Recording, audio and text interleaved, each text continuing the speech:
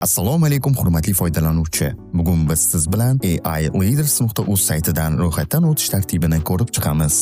Dastlab AILeaders.uz saytiga kirib olamiz. Saytning yuqori o'ng burchagida kirish tugmasini bosamiz va ochilgan oynadan ro'yxatdan o'tish bo'limini tanlaymiz. So'ng so'ralgan ma'lumotlarni to'ldiramiz va ro'yxatdan o'tish tugmasini bosamiz. Ochilgan oynada ma'lumotlarni tekshirib olgan holda keyingisi tugmasi bosiladi.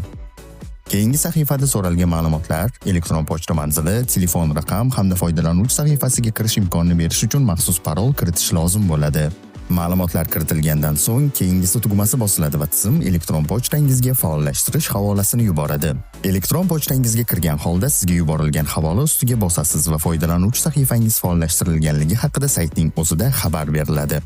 Ro'yxatdan o'tishni yakunlash uchun xabarda aks etgan Coursera tugmasini bosasiz hamda o'qishni istagan kursingizni tanlab, kursga o'tish tugmasini bosasiz. Ochilgan oynada esa ro'yxatdan o'tish tugmasini bosasiz hamda AILeaders.uz saytidan ro'yxatdan o'tgan elektron pochta manzilingizni kiritgan holda foydalanuvchi sahifasini yaratasiz. AILeaders.uz kelajak kasblarga yo'l.